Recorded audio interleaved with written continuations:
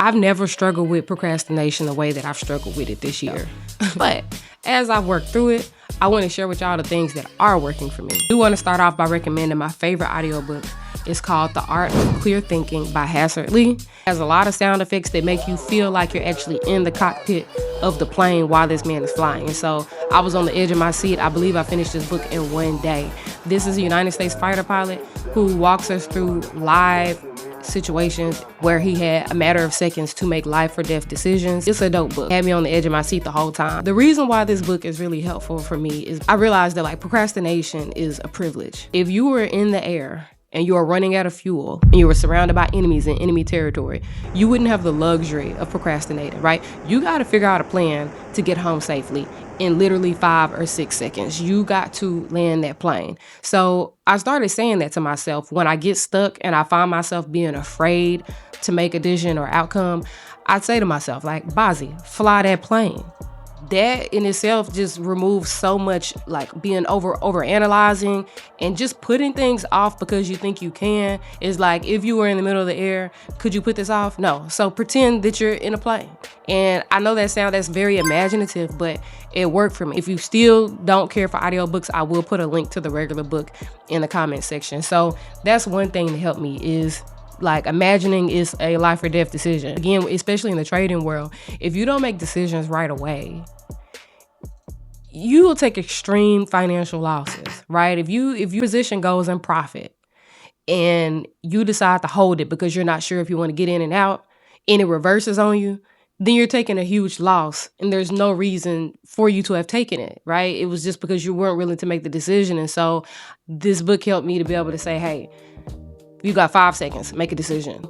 The second thing I want to bring up is systems. And I actually got this from a YouTube video saying that create systems in your environment that make it far more difficult to procrastinate. It goes on to say, if you want to go to the gym, then lay out your gym clothes, get a gym partner, have an accountability system where y'all have to meet up at a certain time, or set your alarm on the other side of the room to where you have to get up to turn it off. Create something in place that makes it impossible for you not to work out. For me, for example, my plan is I choose a gym that's in between the place that I commute to the most. So I have to pass by the gym to go home. So it's you might as well pull in the parking lot and give it 30 minutes, right?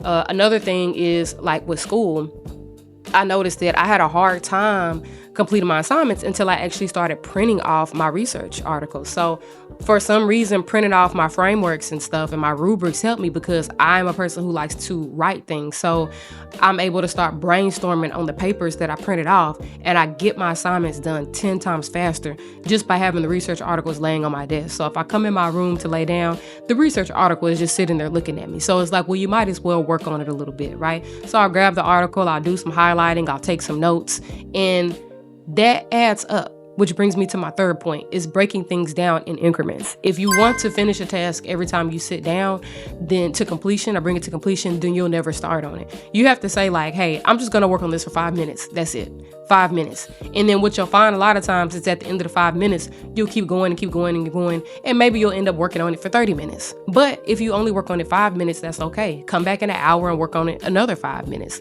This worked for me a lot in nursing school, very non-traditional approach to studying, but I would take a nap every 15 to 30 minutes while I was reading. I believe that it helped me to retain the information and implant it in my subconscious or something. Read so many pages, and then I would just shut my eyes for 10 minutes. And then I would read again 3-4 pages, shut my eyes for 10 minutes. And I just believed I retained the information better that way by resting constantly. I would say the other advice would be to break things down in very small increments. Me as a person I am an aspiring writer, you get those writer's blocks where you get discouraged because you feel like you have to write the whole book in one sit down, and you don't. You can just write down 3 ideas. You can say, I'm going to create 3 character traits today, or I'm going to write 3 plots today. Or you can say, hey, I'm just going to write for 5 minutes. I'm just going to write for 5 minutes, and that's it. And a lot of times that 5 minutes will grow.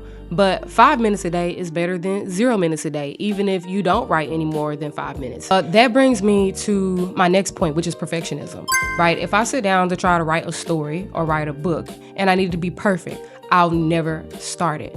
I have to allow myself to write poorly and to perform poorly.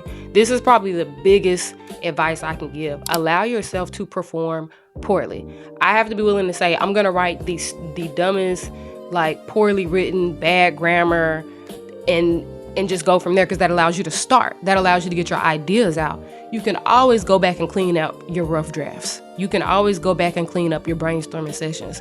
But starting is the hardest part. And a lot of people have a difficult time starting because we expect it to be perfect the first time around. That's not realistic. You have to be willing to do things poorly and give yourself room to go back and clean them up and make revisions and make changes. You just have to be willing to start. And this goes with everything. Writing papers for school, you have to be willing to write that first draft terribly. I mean, awfully. Good for me to tell myself, hey, let's just write a really bad paper.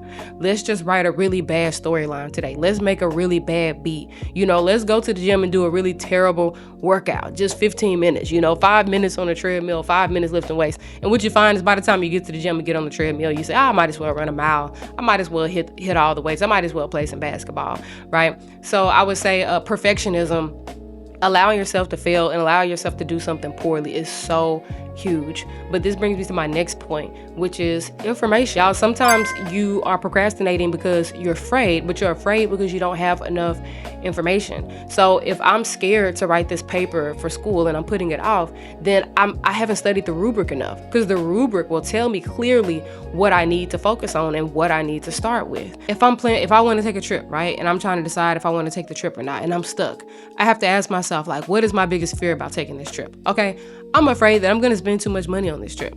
I'm afraid that this trip is not affordable. I'm afraid that this trip that I won't be safe when I get there because I'm traveling alone. So what helps with that is information. That's when you go and you start making arrangements. Okay, if I'm worried about safety, like, what can I do? Let me start Googling the safest areas to live. Let me Google things that I can take with me that will make me feel safer on my trip. If I'm worried about how much I'm going to spend, then let's start looking at affordable options. Let's explore our options, okay? So instead of Ubering to the airport, I'm going to drive and use the park and fly, okay? That's only going to be $5 a day instead of $30 a day.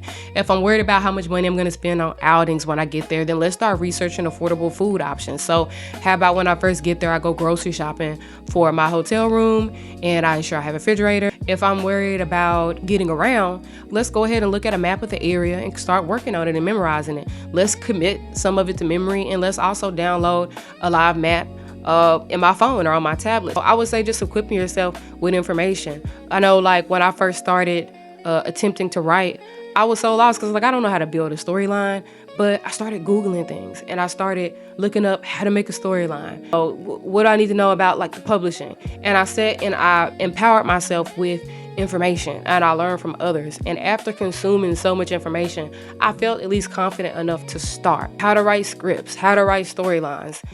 Sometimes it's just a lack of information. You feel like you can't do something because you're uneducated on it, and that's okay. Commit to education day by day. Even if it's just 5 minutes of YouTube videos each day, then you get up, you play your YouTube video, you start to do better. These are my recommendations for procrastination. If you have any that you'd like to add, then be sure to add them in the comment section. I'll see y'all in the next video.